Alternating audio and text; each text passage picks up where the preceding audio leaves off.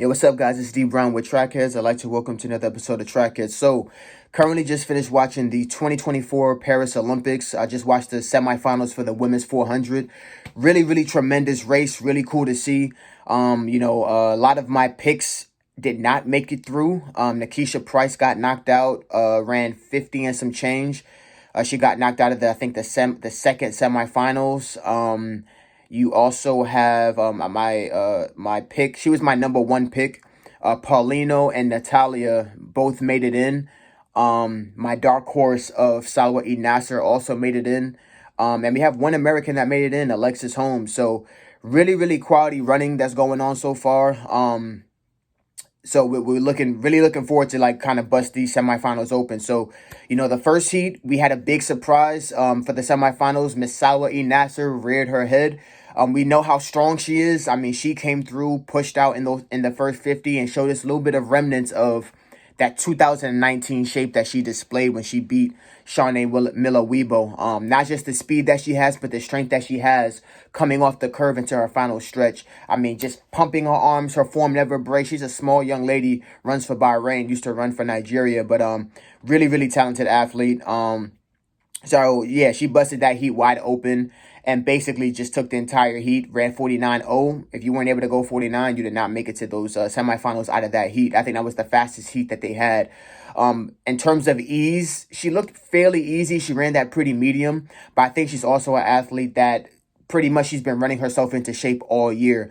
If you've been paying attention, I mean, she's been running a back-to-back 400-meter diamond leagues. She may run a meet in Europe, just running back-to-back 50s, back-to-back 49s. Like, she's really running herself into shape and getting that race rhythm back that she displayed back then, because she had to take some time off because of some wear violations after the 2019 season. Did not run 2020 because of COVID. I don't think that she ran 2021 as well, started making her way back. So I think this could be the year that she grabs herself a medal just based on how she's looking. Plus, Nikisha Price did not qualify. So, there's one more spot that's open. And honestly, this is one of those races where you have to go 49. If you don't go 49, you're not going to do well. In that second semifinal, we had Paulino, we had Alexis Holmes, we had Nikisha Price. And I think in terms of quality of races, this is the race where Paulino showed, like, I'm that girl. Like, y'all not touching me.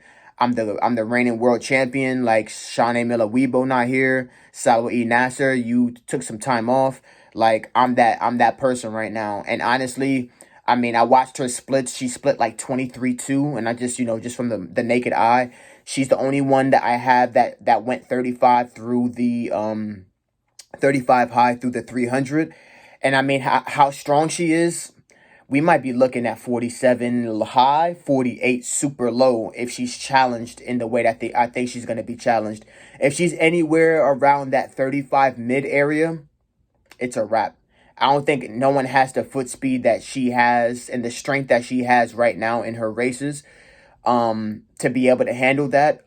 Because Nikisha Price kind of fell off, Alexis Holmes was able to sneak in there. I think she was kind of surprised. I don't think she was expecting to get second place, because honestly, this was the hard heat. You have the world number one, the world number three, I believe, or number four, but she's the reigning world champion. And everybody else is kind of like super competitive as well. She was probably slated to be third or fourth going into this heat, and she ended up walking away with second. So shout out to Alexis Holmes. She's representing for the United States, which is a good look. But she is going to have to, really, really make sure that she PR. In that last heat, you had the semifinals for the women. And you had Natalia and who is the other athlete that she went against? Natalia, and I forgot who the other athlete was. Man, my mind is slipping. But Natalia ended up making it through, which was a good look. So it was really great for her to see. Some notables, though. Like I said, Natalia made it through. We had in that first heat from Ireland, she was able to make it through as well. So we're looking at the whole just atmosphere of 49s. If you're not running 49 going into these finals, you're not going to walk away with a medal. So either this thing is going to be 48 or faster, or 49 or faster, or it's going to be a bunch of 50s because no one recovered as they were supposed to. So the 400 is slated to be a really, really competitive event. I'm really looking forward to seeing who is going to get top three. Right now, the way I see it, I see Sawa Nasser sneaking in there. Of course, Paulino.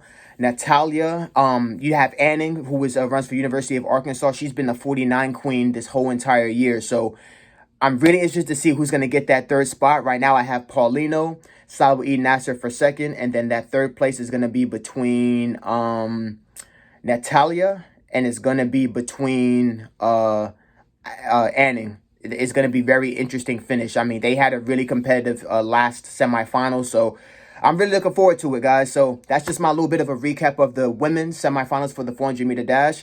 I want to thank you guys for watching. This is D Brown with Trackheads. Peace.